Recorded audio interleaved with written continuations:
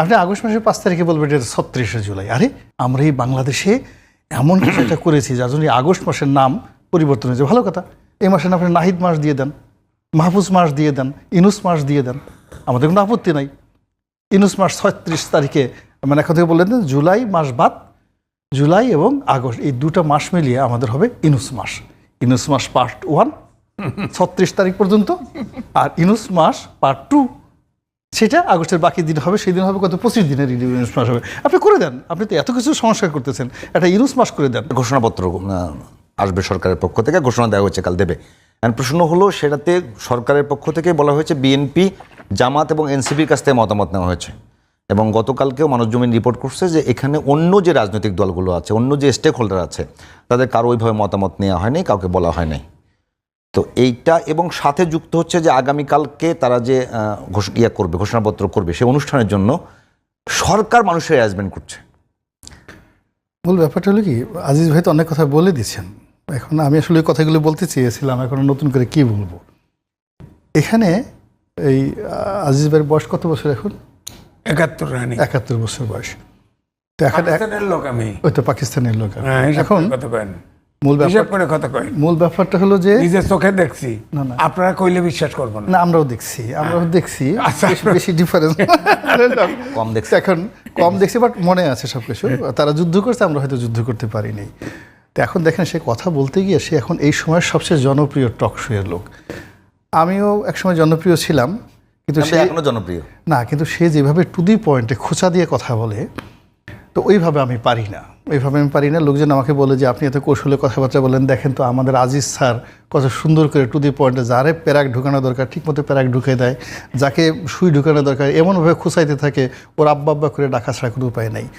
তো আমি আসলে ওইভাবে পারি না। এই কারণে আজিজ ভাই বুড়া মানুষ, তার কয়দিন বাঁচবে কিভাবে তার তো চিন্তা নাই, আজরাইলের সাথে তার কি যোগাযোগ আছে নাই। কিন্তু আমার তো এখনো সামনে, উনার চেয়ে আমি 11 বছরের ছোট। 11 বছরের ছোট সেই হিসাবে তো আমার তো এখনো অনেকদিন বাঁচার শখ। এই জন্য আমি আসলে ওনার মতো তো ঝামেলায় যেতে চাই না।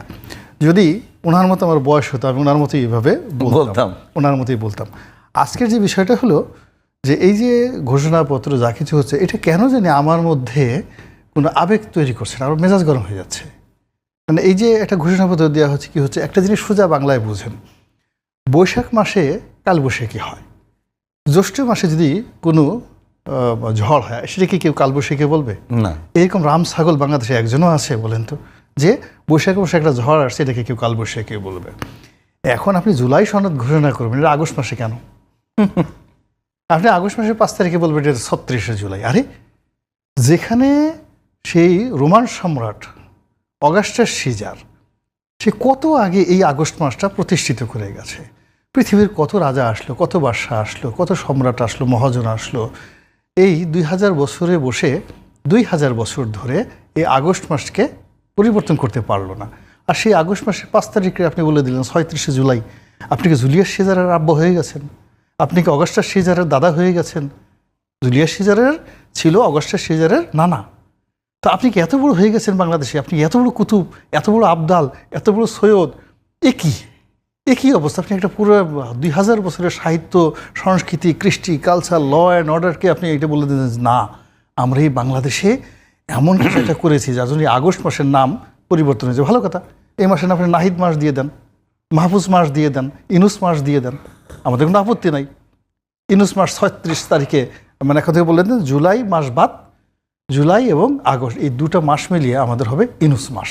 ইনুস মাস পার্ট 1 36 তারিখ পর্যন্ত, আর ইনুস মাস পার্ট 2 সেটা আগস্টের বাকি দিন হবে, সেই দিন হবে কত 25 দিনের ইনুস মাস হবে। আপনি করে দেন, আপনি তো এত কিছু সংস্কার করতেছেন, একটা ইনুস মাস করে দেন, ইনুস এরা করে দেন।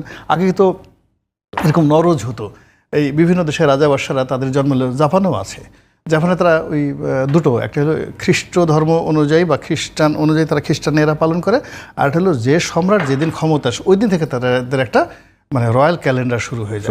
তা আমাদের ইউনুস সাহেব যে কদিন আছেন, উনি যদি বলেন যে না আমি এই সবার জন্য সব মানে 10টা মাস দিয়ে দিলাম, এই আগস্ট এবং জুলাই এই 2টা মাস আমি নিয়ে নিলাম। জুলাই মাসের পার্ট 1 যেটা হবে ইনুস নাম্বার 1, আর ইনুস নাম্বার 2 এটা হবে বাকি সময়, তখন আপনি 36 দিনে করেন। কিন্তু আগস্ট মাসকে আপনি নিয়ে 36 জুলাই বলবেন, আর পুরো বাংলাদেশ আমরা মাথা নুয়ে নিয়ে বলবো ঠিক ঠিক ঠিক। আজকে আমি যে আজকের বাংলাদেশ প্রতিদিনের পত্রিকা আমার একটা লেখা আছে, গণমূর্খতা।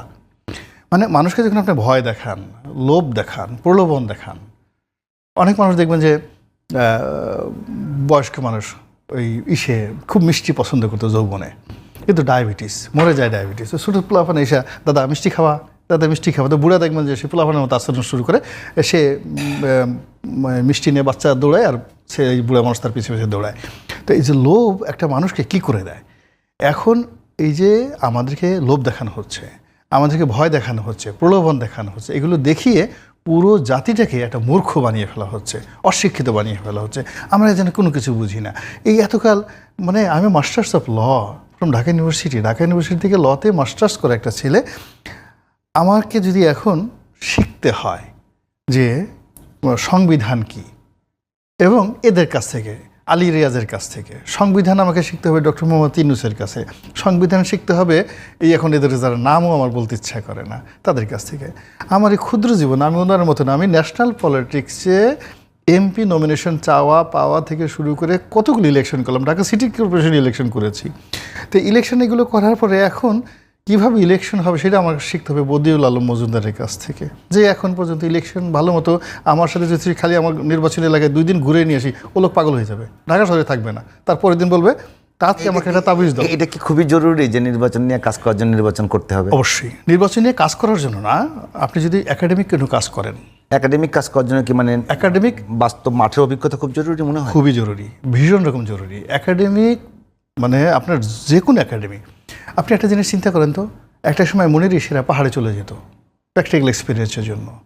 এই যে বড় বড় রাজা বাদশা, তাদেরকে নির্দিষ্ট একটা সময় শৈশবের মরুভূমিতে কাটাতে হতো আরব দেশের। কেন? হোয়াই? অনেক মানে অভিজ্ঞতা অর্জন, অনেক মাকে, অনেক মানে রাজপুত্রদেরকে, যারা রাজপুত্র তাদেরকে একটা চিন্তা করেন তো, কেন মাতৃদুগ্ধ খেতে দেওয়া হতো না তাদেরকে, কেন ধাত্রীর দুগ্ধ খেতে দেওয়া হতো? হোয়াই? কেন কঙ্কবেন 800 বছর আপনার এই বদিউল আলম মজুমদারকে জিজ্ঞেস করেন এই অনুষ্ঠানের মাধ্যমে, কি মাস তাকে বলতে হবে।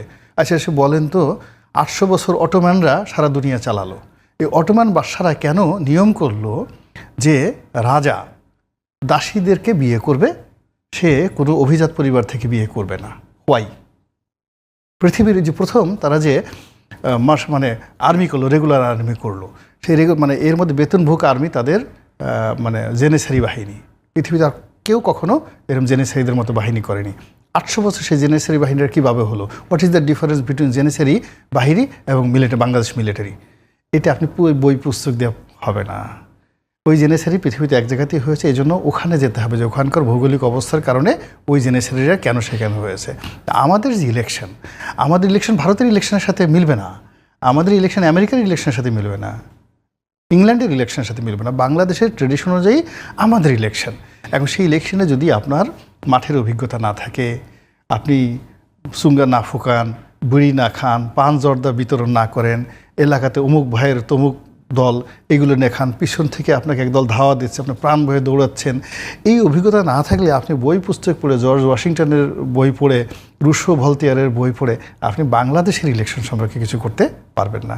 এই কথাটাই আমরা দীর্ঘদিন যাবৎ বলে আসছি। আমাদের এখানে যে সকল এই জনপদের ক্যারেক্টারটাকে বুঝতে হবে, আপনি ক্যারেক্টার আগে বুঝতে হবে। এবং এখানে দেখেন যা হয়, আমি এই যে আজকে এখানে বলতে চাই, শেখ হাসিনা একদিন বলতেছিল আমাদের পার্লামেন্টারি কমিটির গোপন বৈঠক, এখন সে বলতেছে যে গোয়েন্দা সংস্থার একটা রিপোর্ট দিছে, একজন বড় সচিব নিয়ে কথাবার্তা হচ্ছে, খুবই গুরুত্বপূর্ণ একজন সচিব, যে কিনা পরবর্তীতে ক্যাবিনেট সচিব হয়েছেন, তার আগে প্রধানমন্ত্রীর কার্যালয়ের হবে। তো বলা হলো যে এটা জামাত শিবির করে। তো জামাত শিবির করে কে রিপোর্ট দিচ্ছে? গোয়েন্দা সংস্থার রিপোর্ট দিতে। শেখ হাসিনা বলতেছে যে আমাকে বেকুব বানানোর জন্য কত কিছু করে, এই যে এখানে যারা ওই সচিবের সাথে পেরে উঠতেছে না, সে জামাত শিবির করে, তাতে আমার কি? তো ওই সচিবের সঙ্গে যারা ক্যারিয়ার পেরে উঠতেছে না, তারা ওকে জামাত শিবির বানিয়ে ওকে পিছনে ঠেলে দেওয়ার চেষ্টা করছে। 1 2 নম্বর হলো গোয়েন্দা সংস্থার যে মানে বক্তব্য আমি এক কান্দে শুনি আর এক কান্দে বের করি। এই কারণ হলো আমি যখন 96 সালে ছিলাম, তো ওই বিভিন্ন এমপি পদপ্রার্থীদের যে মনোনয়নের যোগ্যতা লিস্টে আসছে, তো এখানে এক প্রার্থী সম্পর্কে আসছে যে এর চরিত্র খুব ভালো, এলাকায় অসম্ভব জনপ্রিয় এবং একে মনোনয়ন দিলে সে বিপুল ভোটে জয়লাভ করে আসবে। আমি জানি যে মারা গেছে 10 বছর আগে। তো সে গোয়েন্দা সংস্থা তারা রিপোর্ট দিচ্ছে এত জনপ্রিয়তা, এই রিপোর্ট মানে এটা শেখ হাসিনা নিজের কথা। এখন বোঝার চেষ্টা করে যে আমি যদি একটা বৃহত্তর মন্ত্রণালয়ে 5 বছর একটা সংসদীয় কমিটির 4টা সাব কমিটির চেয়ারম্যান ছিলাম, এই যোগাযোগ, রেল, বিআরটিএ, বিআরটিসি, এই যে ঢাকার যত মেগা প্রকল্প দেখেন ইনক্লুডিং পদ্মা সেতু, আমি এই কমিটির প্রধান ছিলাম, অ্যাকাউন্টস কমিটির, অডিট কমিটির, রোডস অ্যান্ড হাইওয়ের যত কাজগুলো দেখেন, এই যে মেট্রো রেল, এটা কীভাবে হলো মুখস্থ প্রথম দিন থেকে কী পর্যন্ত, এই সমস্ত সরকারি কর্মকাণ্ডে কি হয় প্র্যাকটিক্যাল এক্সপিরিয়েন্স একটা পলিটিশিয়ানের যেভাবে আছে, এটা আমলান সেভাবে না। আমি 5 বছর যেটা চালাইছি এর মধ্যে কত সচিব আসছে, কত সচিব গেছে, কত প্রকল্প। রনি ভাই, আপনাদের যারা এক্সপিরিয়েন্স আছেন বা রাজনীতিবিদরা একেবারে বাংলাদেশের জন্য কাজ করছেন, তাদেরকে সবাইকে নিয়েই তো কাজ করার চেষ্টা করছে বর্তমান অন্তর্বর্তীকালীন সরকার। না, তাদের সবাইকে নিয়ে কার কাজ করছে আপনি বলেন তো? আপনি যে এখন যে মানে 25টা 30টা দল, এই দলের মধ্যে বিএনপি এবং আওয়ামী লীগের সঙ্গে, এই দুটো রাজনৈতিক দলের সঙ্গে একটা যে কোনো একটা সিটে এমপি ইলেকশন করে আসবে, এরকম 25 জনের মধ্যে 2 জন আছে কিনা বলেন তো? আপনি জামাত যদি ভালো মতো ইলেকশন হয়, বিএনপি এবং আওয়ামী লীগ আসে, সর্বোচ্চ 4 থেকে 5টা সিট পাবে ফেয়ার ইলেকশন এলে, নট মোর দ্যান দ্যাট। আর আপনি এখন জামাতের আমিরকে বানাচ্ছেন দ্বিতীয় রাষ্ট্রের পিতা, উনি কালকে একটা টকশো দিকে বলছে এলো হবে জাতির পিতা। জামাতের আমির যেখানে যাচ্ছে সেখানে গোলাপ ফুল ফুটে যাচ্ছে, সে যেখানে যাচ্ছে সেখানে মানে গুনগুনিয়ে কোকিল ডাকছে, সে যেখানে যাচ্ছে সেখানে তারেক রহমান সাহেবের কোনো নামগন্ধ নেই। এবং এই যে যে জিনিসগুলো হচ্ছে, বিএনপির মধ্যে একটা বড় দলকে জামাতের চেয়ারের নিচে ঢুকে দেওয়া হচ্ছে। তো it's not the politics. Salauddin সাহেবের মতো একটা লোক, সে কতটা কাঙাল হলে নাহিদের কাছে গিয়ে দাঁড়ায় থাকে হ্যান্ডশেক করার জন্য, নাহিদ তার দিকে তাকাবে এবং সালাউদ্দিন সাহেব মনে করলো যে সে যে বেঁচে আছে এটার সার্টিফিকেট হলো নাহিদ হাসি দিছে, আদারওয়াইজ হি ক্যানট সার্ভাইভ।